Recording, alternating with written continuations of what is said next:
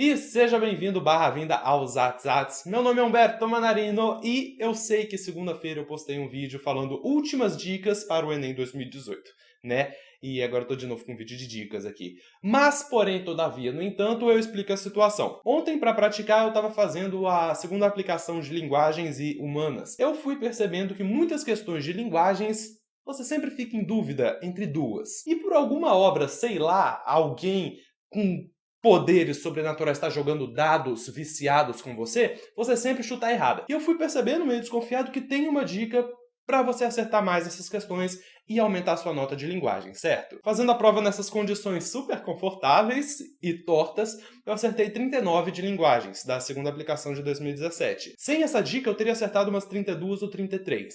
Então, convenhamos, de 33 para 39, umas 6 questões, talvez até 7 questões, só com essa dicasinha é muita coisa. Eu espero que possa te ajudar, porque, convenhamos, quanto mais acertar, melhor. Para você, para finalmente dar o pé desse negócio de Enem e finalmente dar um passo na sua vida para entrar na faculdade, começar de novo, renovado. E para mim, por questão de honra, né? Porque apesar de já estar na faculdade, Humbertinho, como quer ser escritor, quanto mais questão de linguagens acertar, melhor. Vamos pro vídeo, só fica o convite aqui pro meu Instagram, porque Humbertinho Escritor posta textos autorais lá, dicas de livros, dicas de filmes e séries. E hoje mesmo à noite eu vou postar uma redação que eu fiz e foi corrigida lá sobre preconceito linguístico. Então, se você tiver interesse, acessa lá o meu Instagram por qualquer um desses motivos que eu acabei de falar. E vamos ao vídeo! Eu quero começar um pouquinho light com você. Essa questão daqui não está gravando a tela, mas está aparecendo para você. Nessa questão, Humbertinho de 2017 errou. Mas, sinceramente, essa questão é muito fácil. Vamos ler ela? Tá mostrando lá a floresta, dizendo que da floresta saem esses clássicos da literatura. Tá perguntando nesse cartaz publicitário a combinação dos elementos verbais e não verbais visa. Humbertinho de 2017 ficou muito pistola com essa questão, sabe por quê? Porque ele não fazia ideia se esse texto daqui era para letra D de dado, promover uma reflexão sobre a preservação ambiental ao aliar o desmatamento aos clássicos da literatura, poderia muito bem ser uma peça de campanha publicitária falando: os livros estão saindo da floresta, olha a importância de preservar a floresta. Não faz sentido? Pra mim fez sentido. Isso daqui, a letra D faz todo sentido no mundo. E ele ficou em dúvida também com a letra E, de construir uma imagem positiva do anunciante, blá blá blá. Sinceramente, qual que é? Letra D ou letra E? Tá muito na cara. É sério, essa questão está absolutamente na cara. A questão reside em: essa peça publicitária foi feita para preservar a natureza ou para justificar o trabalho ecológico que a empresa está fazendo? Depende que empresa que é. Mas, sinceramente, lê o enunciado de novo. Nesse cartaz publicitário de uma empresa de papel e celulose, a composição blá blá blá. Numa empresa de papel e celulose. Por que uma empresa de papel e celulose iria promover uma reflexão sobre a preservação ambiental? Sinceramente, é letra D ou letra E?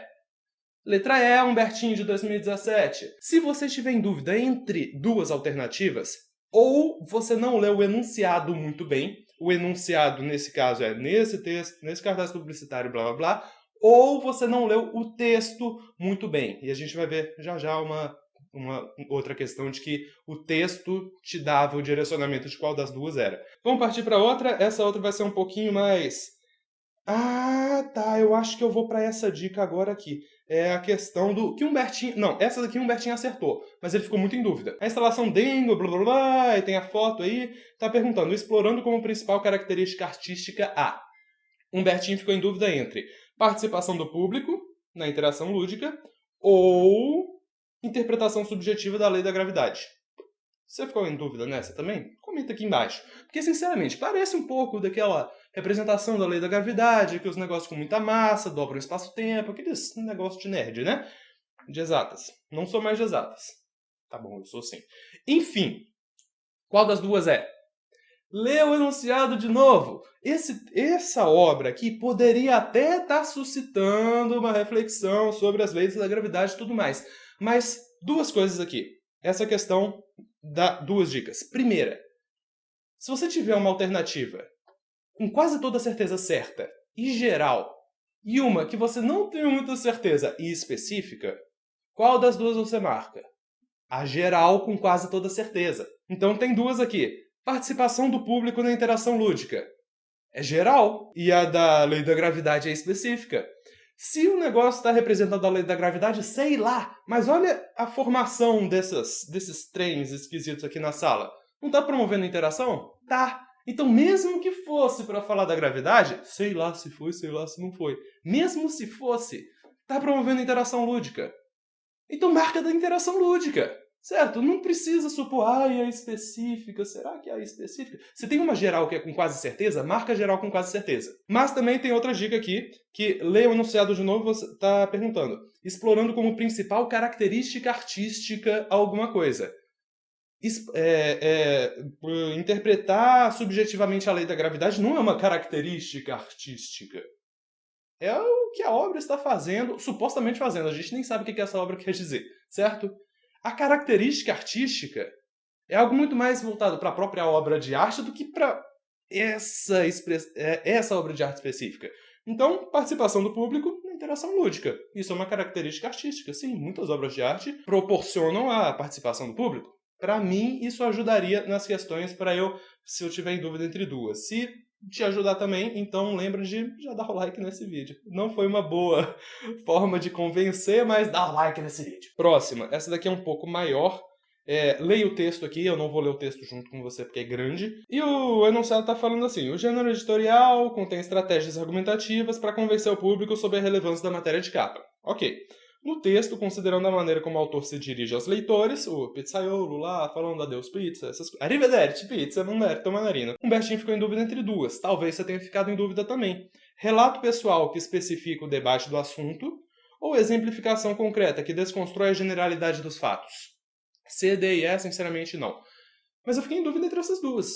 Porque o cara dá um relato pessoal, mas o cara também dá um exemplo próprio. A ordem de coisas que eu faço para acelerar o processo de resolução. Primeiro eu leio o enunciado, que no caso aqui é o gênero editorial da revista, Depois eu leio o texto já um pouco direcionado nesse viés do enunciado, que é o que a questão quer propriamente dita.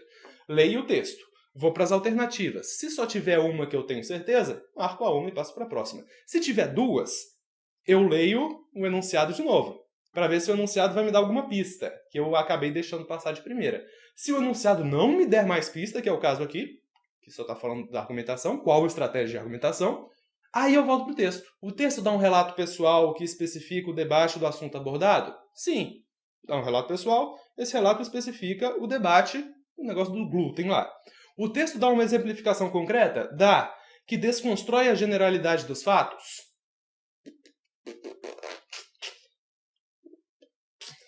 Em momento nenhum no texto, o cara usou como argumentação que os fatos são muito gerais. Tipo, ele não falou de generalidade dos fatos. Ele falou que o tema existe. Em momento nenhum ele falou, olha, eu optei por fazer essa matéria de capa porque o tema é muito geral. Então eu resolvi dar o meu relato pessoal. Não, ele não dá o relato pessoal porque o tema é muito geral. Ele dá o relato pessoal para exemplificar, para especificar o debate. Essa ideia de que desconstruir a generalidade dos fatos, a generalidade dos fatos não é bem o problema central do que ele está falando. Então, se você tiver em dúvida entre duas, volta no texto e vê qual das duas se adequa mais. Porque, sinceramente, sempre vai ter 2 ou 3 ou 4 certas. Mas só uma no texto vai realmente estar 100% de acordo. Ser pai faz bem para a pressão. Tá aqui o texto, leia. E o enunciado dessa vez é só uma linha. O texto apresenta resultados de uma pesquisa científica, objetivando...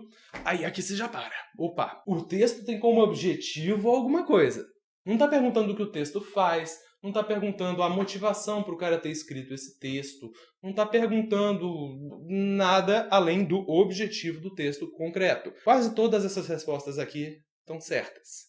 Mas só tem uma que é realmente o objetivo desse texto nesse formato aqui, com essa linguagem. Pela forma como o texto está falando, está mais informal, não é um artigo científico super complicado. Até o título fala, ser pai fez bem para a pressão. Artigo científico geralmente é os efeitos da paternidade sobre a pressão sanguínea em adultos machos. Adultos machos, eu acho que não, mas enfim. Então não é, letra B, sensibilizar o leitor acadêmico. Não, leitor acadêmico não. Persuadir o leitor especializado. Também não.